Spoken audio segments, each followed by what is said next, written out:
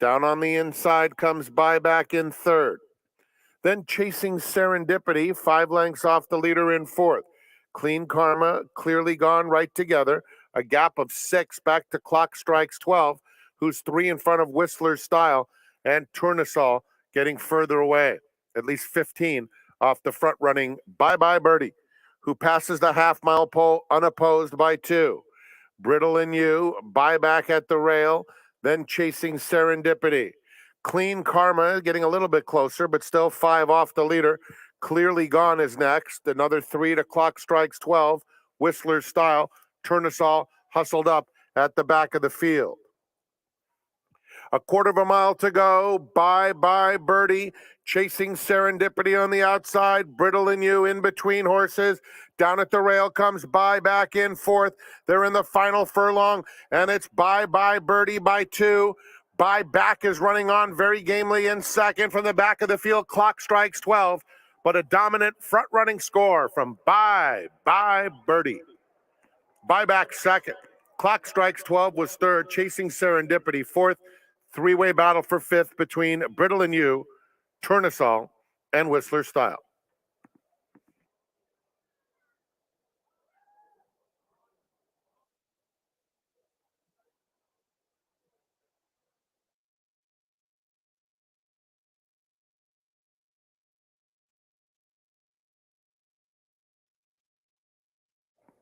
Odds-on favorite. Suetta's Ghost to the outside.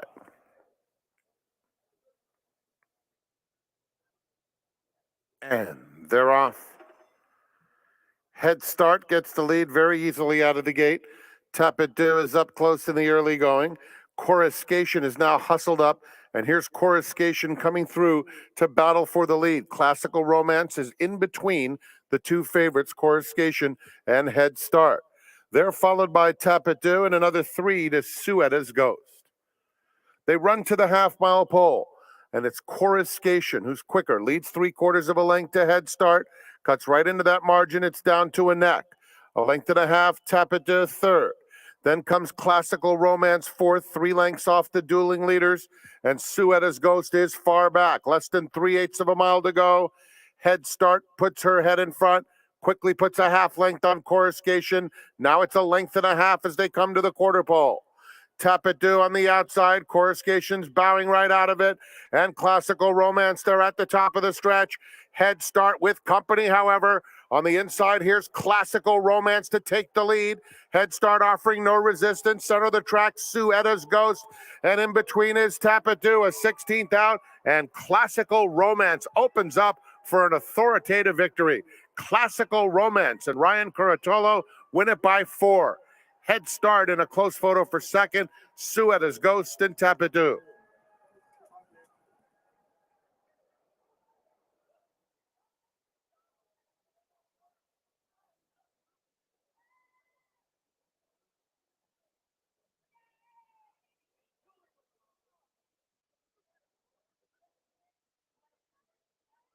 The handicap presented by Yamava Resort and Casino.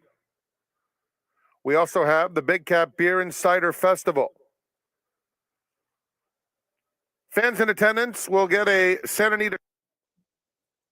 They're in the gate. And they're off. Quick start for War at Sea along the inside. Tuskegee Cat in between horses is up there, and so is Brotherly Love. The pace is certainly honest in the early stages. Koh Samui is in fourth, followed by Sweet Savant. Then Explain This Audit, racing on the inside of Little Bro Coupe as they move into the first turn. Balladeer is next. Little Bro Coupe went a little bit wide into that turn. Win the Day is at the back of the field with 2 behind, Hoodlum and Mitad del Mundo. Onto the backstretch they go, and Brotherly Love is able to establish an uncontested lead of 2 lengths. Tuskegee Cat is in second. They're followed by War at Sea and Koh Samui between horses. Sweet Savant races outside of that pair. Balladeer is next, followed by Lil Bro Coupe in between horses. Explain This Audit on the fence as they head to the 3/8 pole. Hoodlum, Mitad del Mundo, and Win the Day. They've taken a little closer order. About 9 lengths covers the field into the far turn. And it's Edwin Maldonado and Brotherly Love in front by a length. Tuskegee Cat in pursuit second. Then Koch Samui taking third on the outside. At the rail comes War at Sea, fourth and 3 lengths off the lead. Explain This Audit is trying to mount a bid. They're followed by Lil Bro Coop on the outside. Down at the rail, it's Win the Day. They're a furlong from the finish. And Tuskegee Cat takes the lead, tackled by Koch Samui. He's had a good trip. War at Sea, Explain This Audit. 16th pole, Koch Samui at the rail, Tuskegee Cat. And on the outside, War at Sea. Photo finish, 3 heads, bobbing up and down. Tuskegee Cat, Koch Samui, and War at Sea across the course. And Explain This Audit was trying to get a minor piece.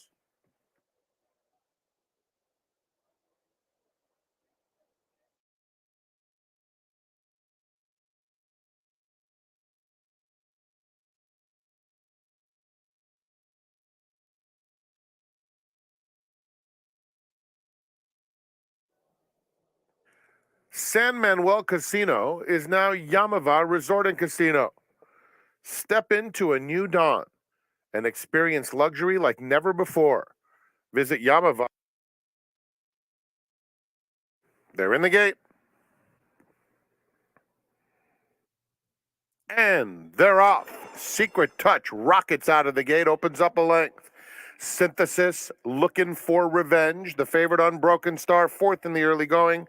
French Getaway is the trailer. Secret Touch has some company on the front end, with Looking for Revenge in between horses and Synthesis not far away in third. It's another 3 back to Unbroken Star in fourth, and a similar margin to French Getaway. 6 furlongs to run. Secret Touch to catch. Leads it by about a length.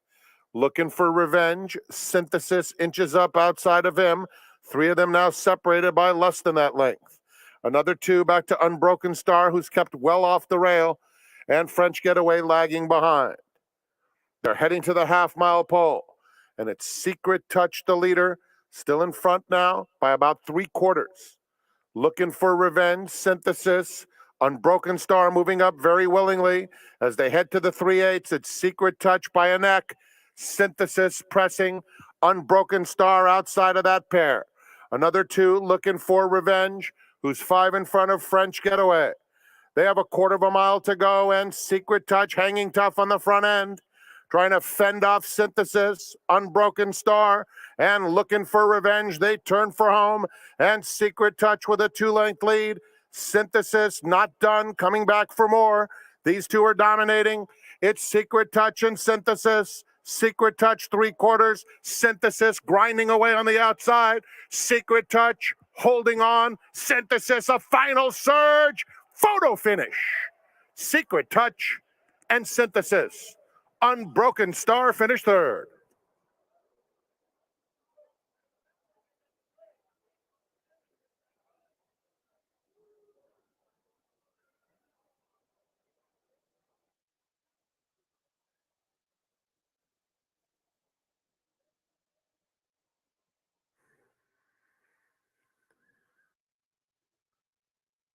They're in the gate.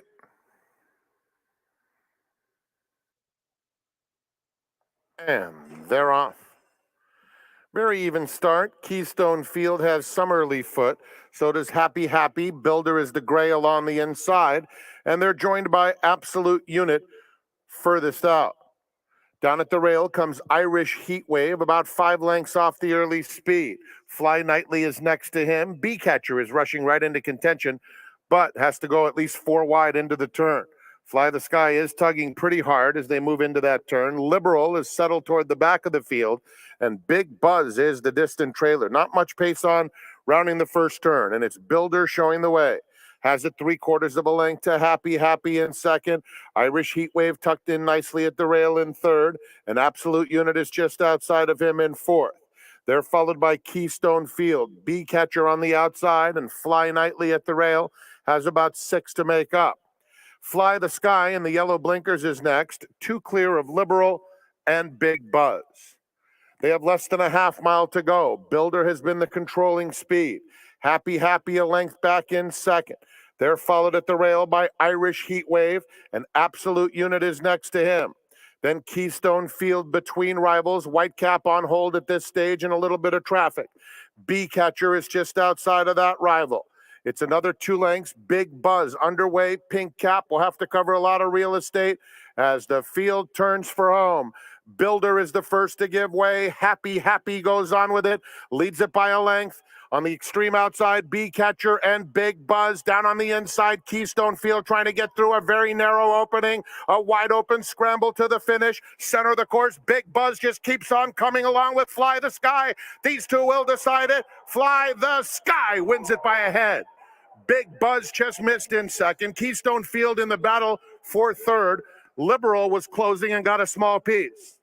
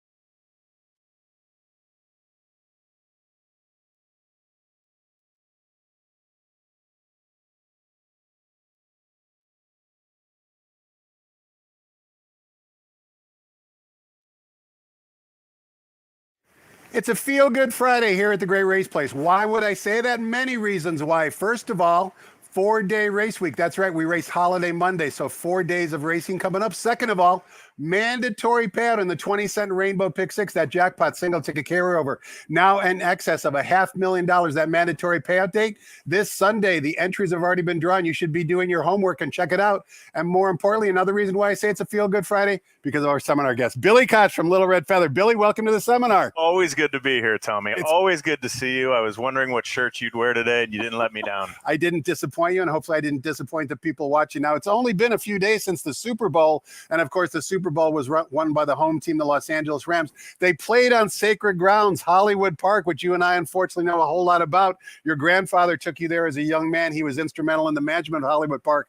Watching the game, what type of feelings and emotions were going through your mind? I read a lot of those articles about Hollywood Park throughout the week. I actually have the chills right now when you're speaking about it. It really was our home track. No doubt. Don't get me wrong. Love Santa Anita, love Del Mar. Los Al is Los Al. But Hollywood Park, Friday night racing, Sunday afternoons. I mean, it was just home. It was where I grew up. Track of the Lakes and Flowers. There were a lot of Absolutely. celebrities over there, and of course, some really good memories. Telly Savalas was in some of those articles you referred to. Just a lot of memories. And of course, those of us involved in racing had to be thinking about those memories as we were watching the Super Bowl. No question. I was thinking about Mike Mitchell and his barn over there right when you went on the track, and spending time with Neil Drysdale back. We used to spend time at the training track back in the back of the park. It was sad. It was a little sad. I have to be honest. But look, SoFi's here, and it's a beautiful place, and the Rams won the Super Bowls, and I know many horse racing fans that like the Rams, so good for them. Good for them. And of course, good for the Los Angeles Rams. Happy that the home team won. Before we look forward, we have to look backwards, Billy. And what I mean by that is the year was 2004 at Lone Star Park. Oh, you're going way back, Tom. Way back when. This is old school time. What is that? 18 years ago. That's hard to believe, isn't it? Yeah, I'm a lot fatter and a lot grayer. I think we all are. But you were the founder and, of course, the managing partner of Little Red Feather. And this, ironically, you only had 12 to 15 partners in on this horse. He was a neat little horse by the name of Singletary. He ran in the Breeders' Cup Mile. We're going to watch that replay in a moment. Before we do, though, I want everyone watching, because obviously most of them are avid horse players, I want them to see the stellar ride that David Flores put on this horse. In my opinion, Billy, it was a spectacular ride. There's no question. Vato, he was the man that day. He could not listen. We're going to talk about trips later on when we handicap this card. This is how you get a perfect trip. A perfect trip described by Tom Dirk in the 2004 Breeders' Cup Mile, won by Singletary. They're in the gate, and they're off. And it's a good beginning for Soaring Free. Soaring Free now out to be the early leader from the far outside, Mr. O'Brien. Domestic Dispute is right there. Soaring Free takes initiative. No one's running with him early. Whippers up close, but under a hold toward the inside.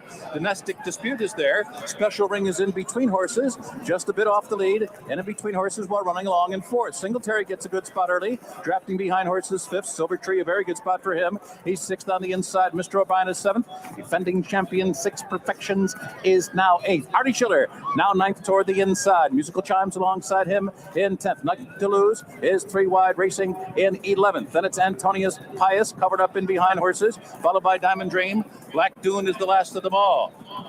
The pace is relatively soft, 24 seconds flat for the opening quarter, and the half in 48 and 3/5 seconds. That does augur well for the front runner, Soaring Free. Special Ring to the attack now as they move into the far turn.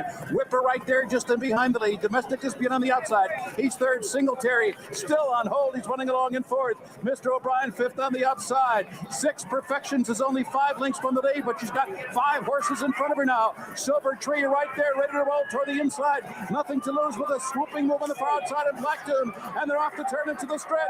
Here's Singletary. Singletary with a blitz to the lead. Singletary in front. On the outside, a late charge coming from Antonius Pius, coming down to the finish. Singletary to catch.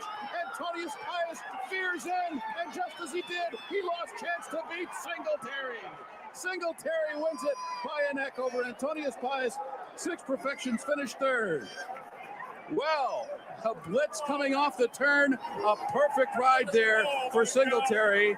David Flores. You said you had chills, Billy, watching the Super Bowl at SoFi Stadium. This never gets old. You get chills watching that replay, no matter how many times you've seen it. Yeah, if it wasn't for Singletary and you saw Don Chatlos on there and David Mia. Yep. And what they were doing is they were pointing to us. We were on a balcony on the second floor, and the whole thing was shaking like it was going to come down.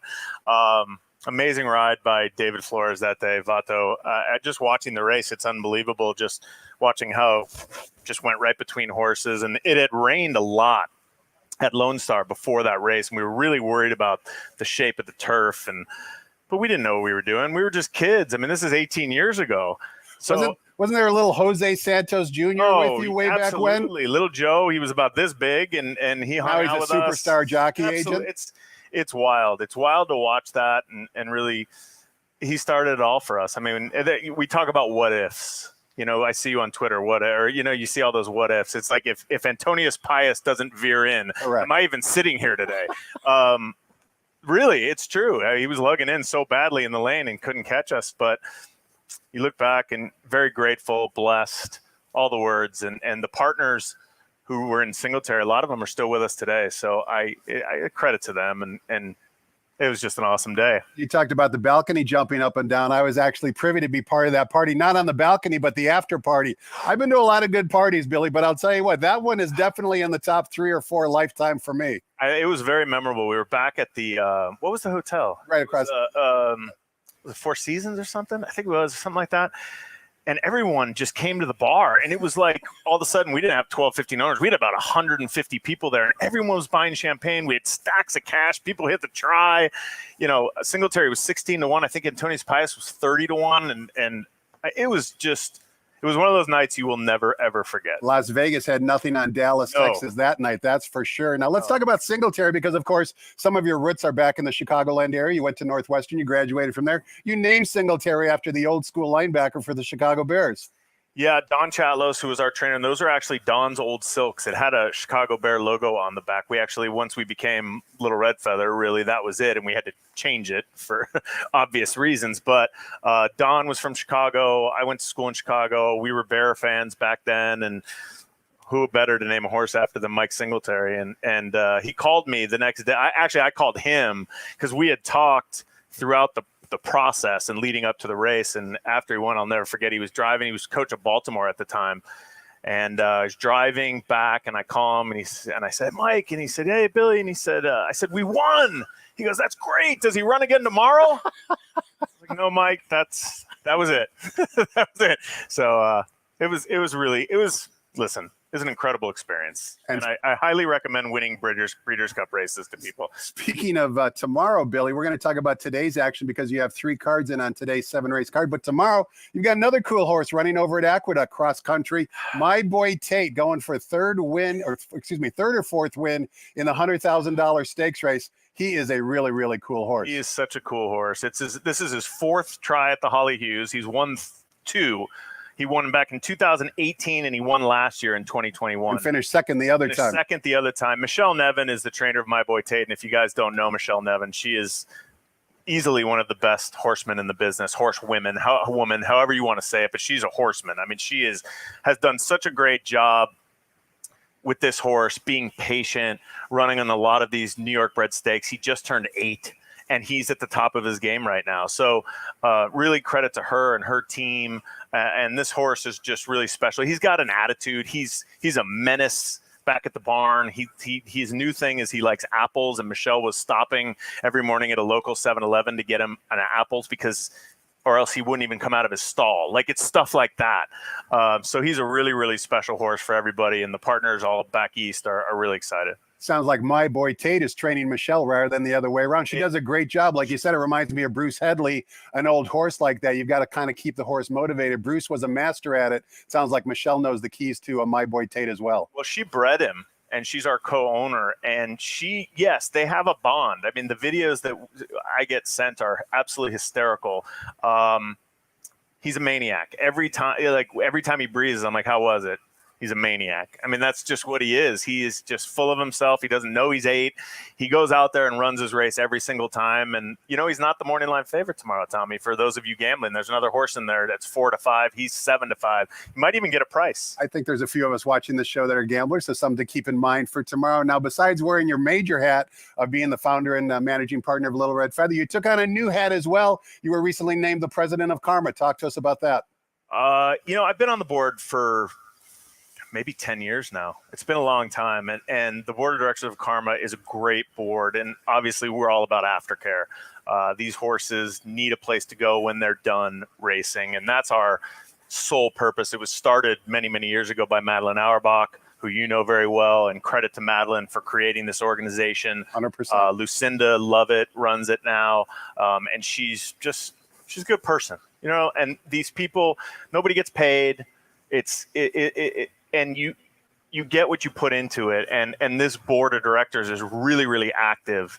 And that's why I really enjoy it, because everybody wants to make a difference. It's not one of those boards that you just sit on and you don't do anything. Samantha Siegel's involved, Howard Zucker.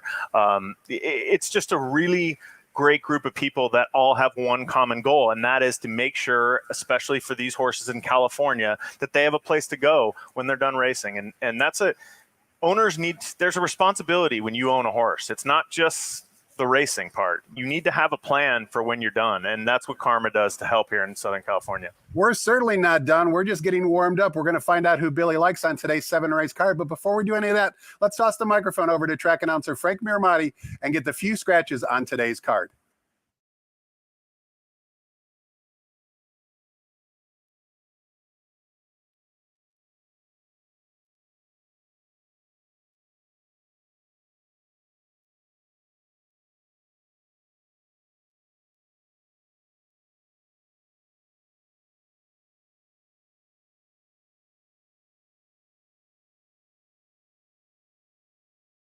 Good afternoon, ladies and gentlemen, and welcome to Santa Anita Park. The track is fast, the turf is firm, rail on the turf is out 30 feet. Here are the changes. In the first race, started the 50-cent early pick 5. Be advised that we do have a substantial super high 5 carryover, great wagering opportunity with this 7-horse field and $37,000 plus in the super high 5 carryover.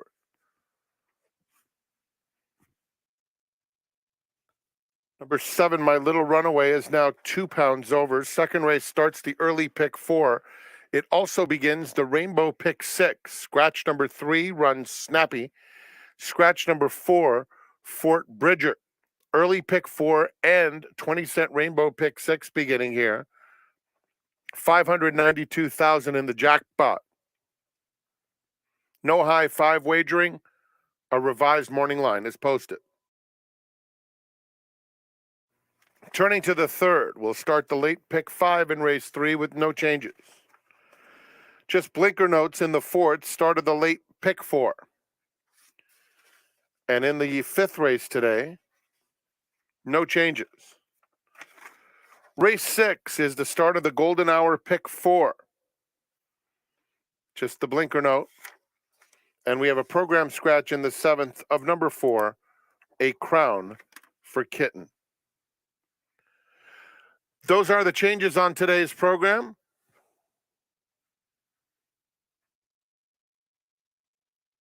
Enjoy your day at the Great Race Place. Post time for the first this afternoon is in 58 minutes at 1 p.m. We will have special holiday racing Monday. Post time Saturday, Sunday, and Monday will be at 12:30. At this time, we go back to Quigley's Corner to resume the handicapping seminar. Today's special guest for Tom Quigley is Billy Koch. Billy is the founder and managing partner of Little Red Feather Racing and the newly elected president of Karma.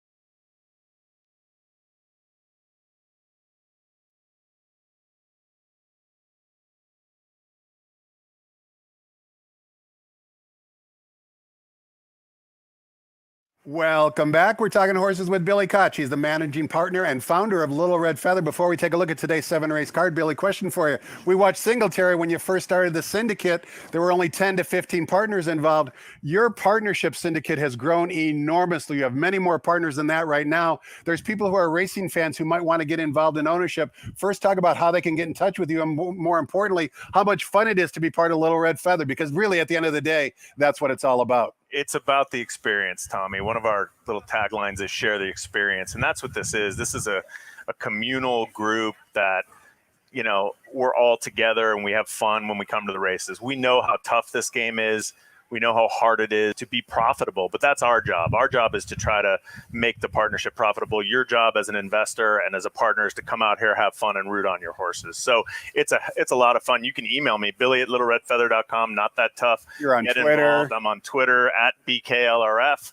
And Website is littleredfeather.com. And just if you're looking to get involved in ownership, please do. I have a podcast I do with your very good friend, Michelle Yu. It's called The Owner's Box.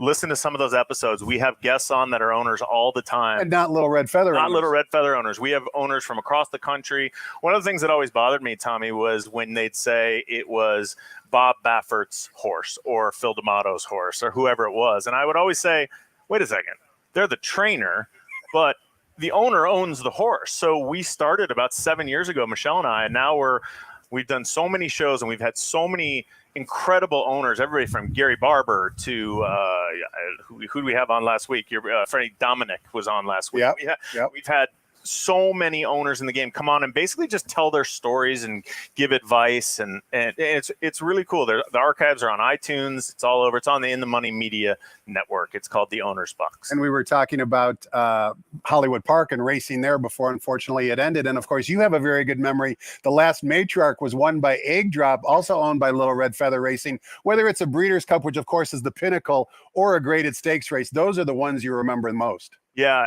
I happened to pull that race up the other day for whatever reason. Do you ever get in the YouTube vortex? Unbelievable. You get lost, right? You get lost. And that race came up, and it was such an amazing race.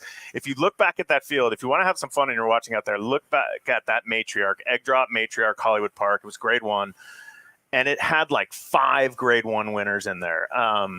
And she took the lead and battled back. Can't miss her. You can't miss her. Vic Stoffer's call is incredible. And afterwards, it was it's probably Mike Mitchell's final grade 1 before we lost him. And so it was a very special event. And it's a great race to go back and watch. Don't watch YouTube for another 20 minutes because we want to find out who Billy likes on today's card. Kicking things off in race number 1. And as you heard track announcer Frank Miramati mention, not only does race 1 begin the popular 50-cent early pick 5, but we've also got a substantial super high 5 carryover of $37,000 right here in race number 1. And we kick it off on the turf course for $25,000 claimers. Fillies and mares going 1 mile on the turf course. The rails today are at 30 feet. The morning line favorite in the current betting choice is the 9-year-old mare, number 2, Sugary. Before we get your selections in the race, unusual to see an 8-year-old mare, which is what she was last year, be claimed by Jonathan Wong, yet she's still running at a high level. I mean, it's amazing. I really like these older horses that put it on the line every race. And they love to do it. And that's why they're doing it. Jonathan Wong is obviously an excellent horseman, claimed an 8-year-old. I mean, he knows,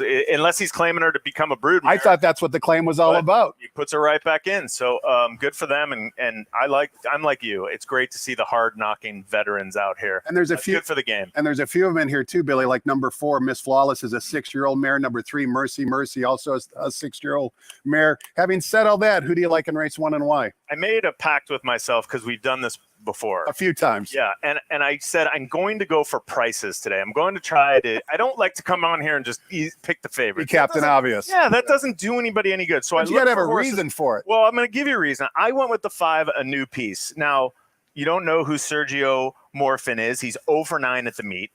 This filly's 10-1 right now. She was 8-1 on the morning line. Herrera is riding really well, this apprentice. Yes, he is. In fact, we have him on a horse today. And this horse's numbers, I use Thorograph. I also watch Trip Note Pros, which I think is a really good product.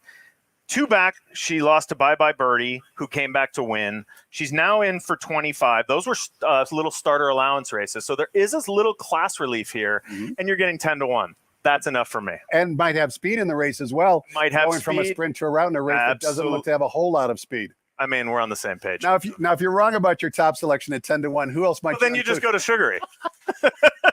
I mean, you get Rispoli on the grass. Jonathan Wong third off the claim. Obviously, she's the back class of this field. We used to say that. I don't even know if that term is used anymore. But Sugary would be the obvious choice. She's 6-5 though. Let's try to make some money, Tom. We're not here to trade dollars. No. We're here to make money, Let's right? make some money. Let's hit a pick 5 with a 10-1 shot to kick it off. That's how you do it. And if you do like the 6-5 shot, for those of you watching, you can see Sugary absolutely loves this distance. 17 tries, I should say, at the mile distance on the turf course. 6 wins and 2 seconds, more than 50%, either first or second at this distance. Rails at 30 feet too, though. Correct. Favors front runner. Absolutely. I like how you think. There you go. Race number 2 not only begins the 50-cent early pick 4, but also on today's 7-race card, it also begins the 20-cent rainbow pick 6, that jackpot single ticket carryover, now up to $592,000, as I mentioned in the opening. Mandatory payout this coming Sunday here at the race place in the 20-cent rainbow pick 6. But first things first, we'll see if we can hit it today, and we kick things off here, sprinting 6 furlongs on the main track for $25,000 claimers, 3-year-olds or 4-year-olds, which have never won 2 races a lifetime. 2 scratches here. Scratch the 3 and 4. Number 5, Too Late, is a first-time gelding and the revised morning line favorite. Number 2, Quantum Quest, who has an improving by her speed figure pattern. Billy, 9-5 on the morning line. Give us your thoughts on race 2. You know I'm going Price. I'm going Price again. I didn't. That's your middle name today. The scratches came in a little late, so forgive me. I didn't have them though, but I think there's a lot of speed inside. There still is. A lot of speed on the rail.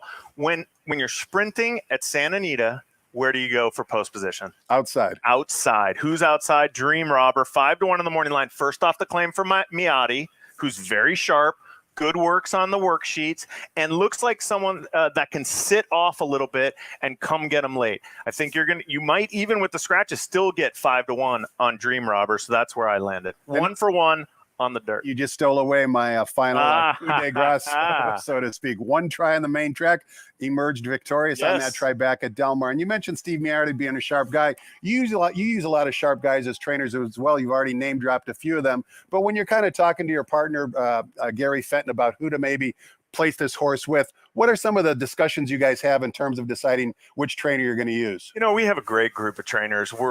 I think we're extremely loyal, and I think we've built relationships with these guys. So it's really about trust. And you want to keep everybody happy.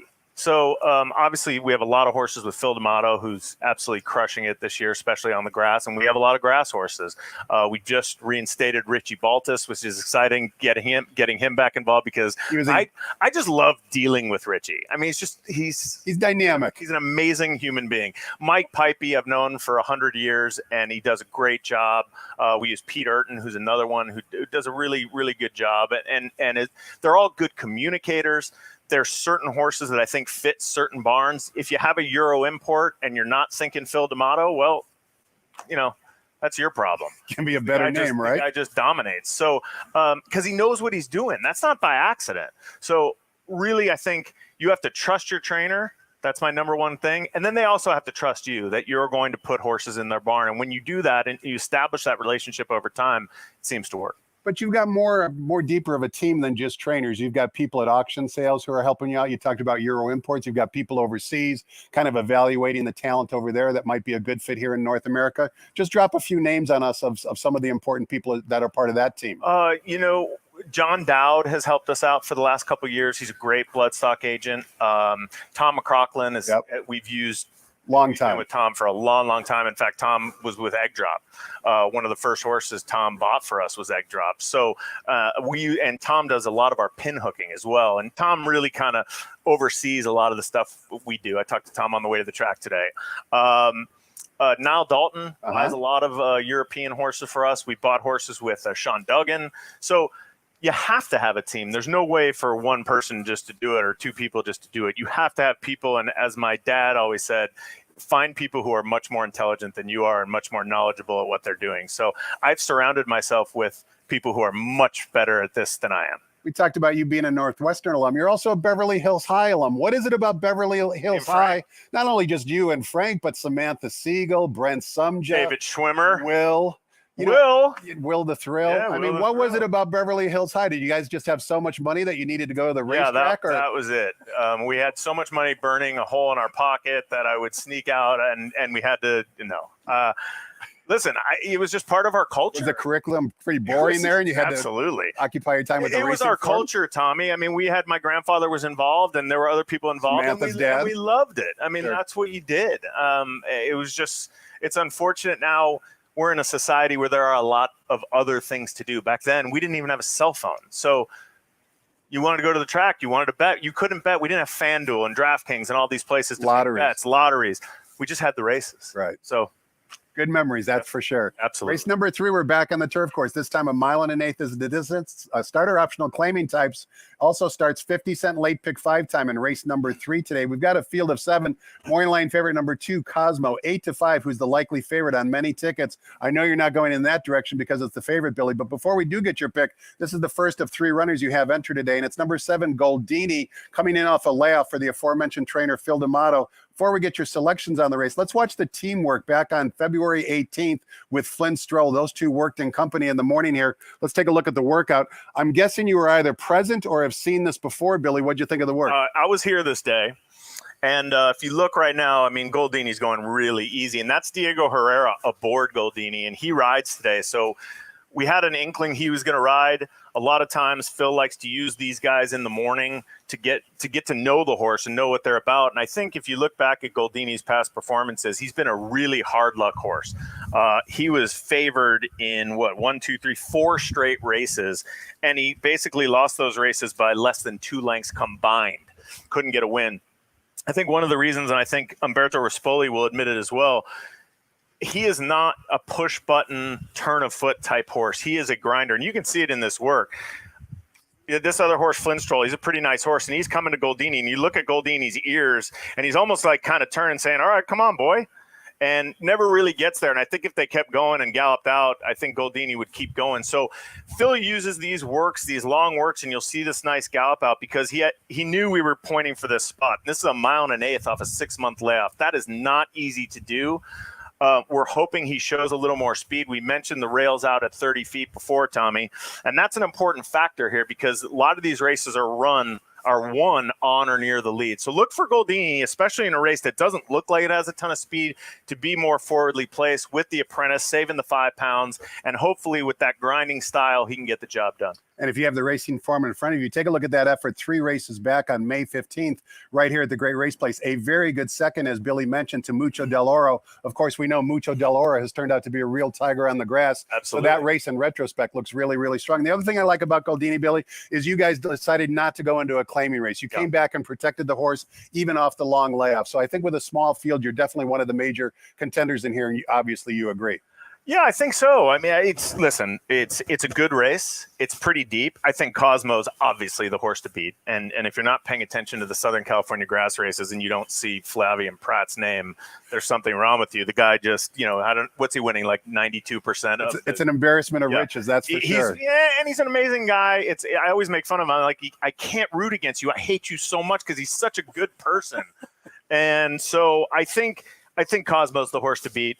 I think we have a good shot in here, but obviously the layoff and going 1.1 miles is going to be tough. But, we gave him a lot of time, and we wanted to give him a try at this start allowance condition. I think he deserves it, and I think the partners deserve it. Good luck in race number 3 to you and your partners, Billy. Let's turn the page and take a look at race number 4. Begins the 50-cent late pick 4.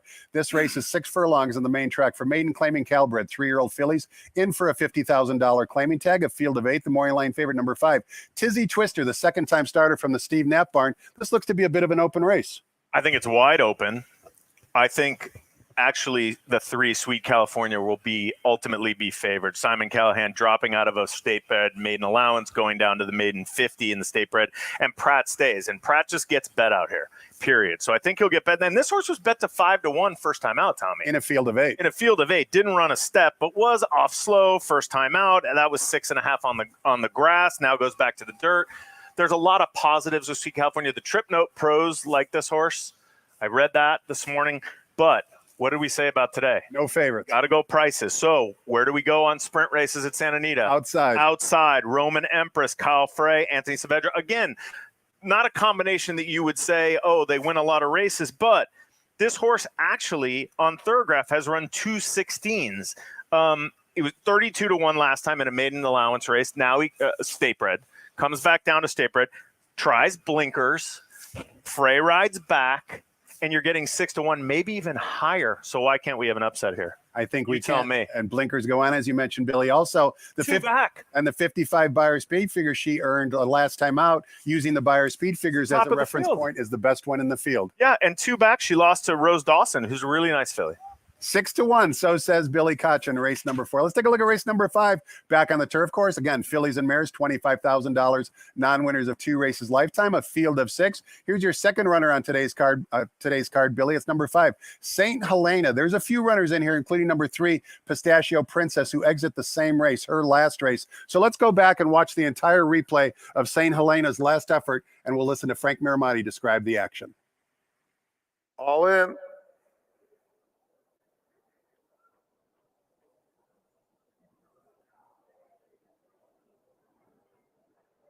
And they're off. Keep Your Coil broke outward, but did break very alertly. Pistachio Princess has speed too, and they're joined by St. Helena on the far outside. Ready at Midnight is next. Cheerful Charm, Whistler Style. Badger Kitten is down at the rail.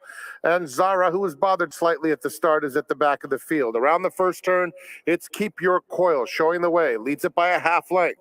St. Helena presses a bit in second. Down at the rail, Pistachio Princess, Ready at Midnight with the yellow cap, and Cheerful Charm is a close-up fifth, 3 lengths off the lead. Then Zara and Badger Kitten right together, a length in front of Whistler Style. 5 lengths covers them. Onto the backstretch they go. St. Helena on the outside of Keep Your Coil, who maintains a slender lead. Ready at Midnight is 3 wide in third. Cheerful Charm between rivals. And down at the rail, Pistachio Princess fifth, but no more than 2 lengths off the lead. Zara is making some progress. White cap on the outside. Another length back to Badger Kitten, who will need some racing room, has some run at this stage. And 3/4 back to Whistler's Style. They have a 1/4 mile to go.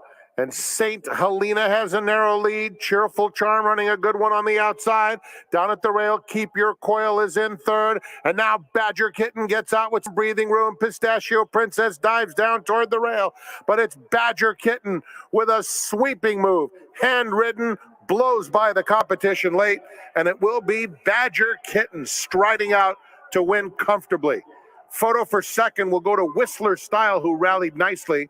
Then it was St. Helena just in front of Cheerful Charm and Pistachio Princess. Now, you really couldn't lose that race, Billy, because the winner, Badger Kitten, emerged victorious from the back of the pack. You also own Badger Kitten, but you know what? St. Helena ran really well there. She typically doesn't force the pace. She did that particular race, and you bred this this daughter of Russian River. Russian River also ran for you guys as well. Yes, Russian River, her mom, and also she's a sibling of Marky's Water and Opus One. And Opus One. So we've had a lot of the family. Frank Mermenstein and Tom McCrocklin bred this filly. She's such a sweet little filly. I mean, she tries so hard every single time. She deserves to get in the winner's circle one of these days.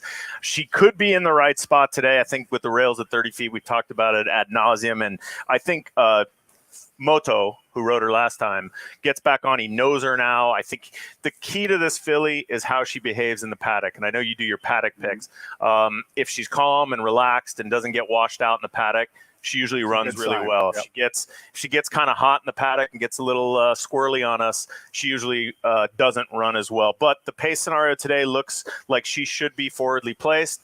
And I think she will be. I think she's going to run a race. If it's good enough, she'll win. We talk about trips all the time. If she has the right trip, she has a chance today. And it's her second off of brief freshening. We hadn't seen her since mid-November. She came back in mid-January. So you would think she would take another step forward. And like you said, Daisuke Fukumoto ran her as good as he could. And she ran really good, losing to a very talented stablemate. Yep, she ran really well. We were very happy with the performance, and hopefully she will take a step forward today. I think if there's a horse to worry about, there's a horse that looks a lot like Badger Kitten, and that's Floral Essence, who just broke her maiden for Jeff Mullins in a maiden 50, drops into the 25 non-2 life spot here, and she looks like the horse to beat just on number power alone. But it is interesting that Mullins doesn't give her a shot in a starter or take a shot somewhere else, drops her right back in for 25 non-2 life. Race number 6 begins the $1 Golden Hour Pick 4. That links our last 2 races here at Santa Anita with the last 2 races at Golden Gate. And we kick it off going a mile and a 16th on the main track for allowance optional claiming types. Non-winners of 1 other than. Take note number 6. Memo Daddy is a first-time gelding, the morning line favorite, drawn right inside. The impressive winner last time out, number 5. Soy Tapatio, 8-5 on the morning line for our good buddy Doug O'Neill. What say you about race 6, Billy? Tom, when we sprint at Santa Anita, where do you go? Outside. When we go long, where do you go? Inside. Thank you, Tom. Motown Music. They had really high hopes for this horse. This is a Red Baron Rancho Temescal 5-year-old gelding. Rispoli rides for the first time for Mark Glatt. Does an excellent job. You look back at a mile and an eighth before he went to the side. He lost to Rip City, lost to Coast of Rhone, who came back to win. This horse has been facing really good horses. Had to need that last race. That's my point here. I think he needed that last race, but on numbers power alone, he's still on third graph. He ran a 6 that day. That's faster than Soy Tapatio. So, and also I prefer horses not facing winners for the first time. I think that's a great angle. A lot of people use that angle. Soy Tapatio is going to be bet today. He might be the most talented horse in the field, but this is the first time he's faced winners. And for me, if you're going to take 6-5 or something like that, I'd rather go down to the rail with Motown Music, get a little price. And Billy makes a good point. There's 2 3-time winners in the field, not only number 1, Motown Music, but also number 4, Holding the Loot. On numbers, it looks like Holding the Loot has to improve, but at the same time, ever since Abel Cedillo has got on Holding the Loot's back, he's emerged victorious, or at least emerged victorious 2 out of the 3 times, and ran a very good third 3 races back. Billy, we close out the card in race number 7, going 1 mile on the turf course for maiden claiming 3-year-old fillies. $62,500 is the claiming tag, and also race number 7 begins the $5 Golden Hour Daily Double, linking our last race with the last race at Golden Gate. Program scratch of the 4 leaves us with a field of 7. The morning line favorite, number 6, Beachgrass, who you ran against last time out. You also own here number 3, Unfaithful Ways. Just like we did with St. Helena, let's go back and watch the common race that both Unfaithful Ways and Beachgrass exit in order to get a better idea of who we like in race 7 today. They're in the gate. And they're off. She's So Shiny is sprinting out and clearing the field at once. Macroletta has some speed. Beachgrass along the inside is in third. Unfaithful Ways, bottled up at this stage. A Crown for Kitten moves up between rivals, and Full Speed Astern is outside of that pair, now going toward the back of the field with Riano Rose as the trailer. Around the first turn they go, and it's She's So Shiny, uncontested, has it by 2.5. Beachgrass second, 3/4 of a length to Macroletta in third. Then it's A Crown for Kitten racing by herself fourth, 5 lengths off the lead. 1.5 lengths, Unfaithful Ways, 4 clear of Full Speed Astern and Riano Rose. Virtually single file as they run down the backstretch. She's So Shiny leads it by 2. Now Macroletta inches up on the outside of Beachgrass, taking the second spot. Another 2.5, A Crown for Kitten is next. Then Unfaithful Ways, about 5 lengths off the lead around the far turn. Another 4 to Riano Rose and Full Speed Astern. They're approaching the quarter pole. She's So Shiny continues to do it by herself. Beachgrass, Macroletta, they're joined 3 wide by A Crown for Kitten in the purple colors. Then comes Unfaithful Ways, Full Speed Astern, top of the stretch, and She's So Shiny, 2-length lead. Beachgrass clearly second. Macroletta is in third. At the rail, Unfaithful Ways and A Crown for Kitten. It's going to be She's So Shiny, taking them all the way. Wins by 1.5 lengths. Beachgrass was second. Unfaithful Ways finished third. It's a photo for fourth between A Crown for Kitten and Macroletta. Billy, Unfaithful Ways ran a good third down inside. There were 3 claims in that day. You guys won the shake. You take blinkers off. She has a good improving by her speed figure pattern. She certainly looks like she's got plenty of upside. Yeah, we claimed this horse with our good friends from Veranda Stables. That's my buddy Joe Rosen and Ben Posen. Some good handicappers Great there. handicappers. And, you know, we took a shot here. Street Boss moving to the grass, but they asked her to go long for the first time and go grass for the first time. Sometimes that's tough to do on a horse. She was a little green. Richie Baltas got her, took the blinkers right off, said, we don't need these. And she's really trained well. She's put on weight. We expect her to run well today. I think this is a wide open event. Obviously, Beachgrass came back. She just beat her last time. But I think hopefully we have some improvement. Second time grass, second time long. That's probably what we have going for us as far as Unfaithful Ways is concerned. And we brought back Victor Espinoza. A lot of times, Victor does ride for Richie a lot, but sometimes you make a change when you claim a horse. In this particular instance, we felt it was important to stick with the guy that rode her last time, knows her, and he came out and worked her in the morning. And these jocks do that a lot. They come out and work, and they work hard, and they get to know these horses, and we feel that's important. Speaking of working hard, Billy Koch works hard, that's for sure. Not only was he our seminar guest today, and of course, he's the managing partner of Little Red Feather, he's also now the president of Karma. Billy, keep up the good work. Nothing but continued success for you and all your partners, and we'll see you in the winner's circle. Tommy, thank you for having me. I love doing this. I'm more than happy to do it anytime. You only ask me like once a year. It's just because my picks are so bad normally, and that's why we went prices today. So hopefully we can make some people some money. That's the key, Tommy. It's all about price. That's what Billy Koch says. We hope we touted you on some winners. If not, tune in tomorrow. We'll try and do better. Thanks so much for watching, everybody. Good luck at the races and have fun.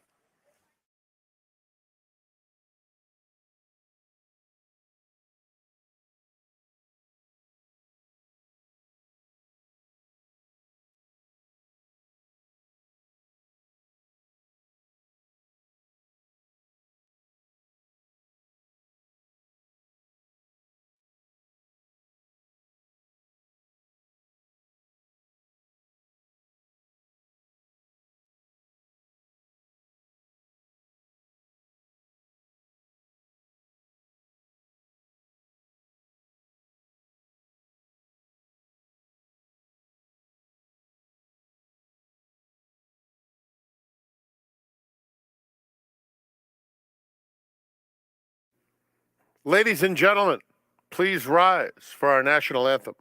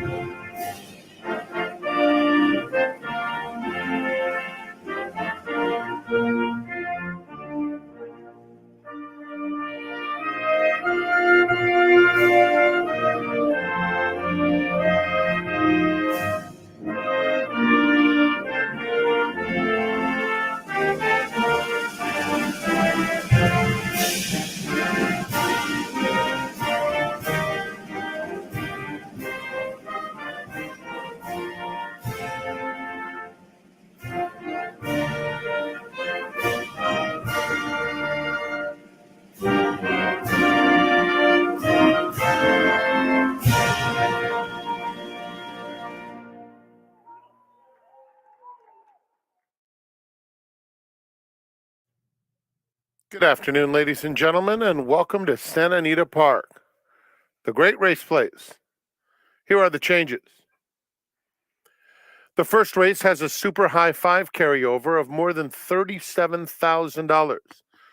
Number 7, My Little Runaway, will carry 2 pounds over, and the early pick 5 starts with race 1. The second race kicks off the Rainbow Pick 6 as well as the early pick 4. The jackpot for a single ticket winner in the Rainbow 6, $592,000. No high five wagering. Scratch 3 runs Snappy. Scratch 4 Fort Bridger. A revised morning line is posted. No changes in the third. Start of the late pick 5. In the fourth race today, just some blinker notes. Late pick 4 starts with the 4th. In the fifth race, no changes. Race 6 starts the $1 Golden Hour pick 4. Just a blinker note. And in the 7th race today, Scratch number 4, A Crown for Kitten, Golden Hour Double, starts with race 7. 4-day race week, special Monday racing at Santa Anita Park. Post time for the balance of the weekend. Saturday, Sunday, and special Monday racing. First post will be at 12:30. They'll be at the gate for today's first in 27 minutes at 1 p.m. Enjoy your afternoon.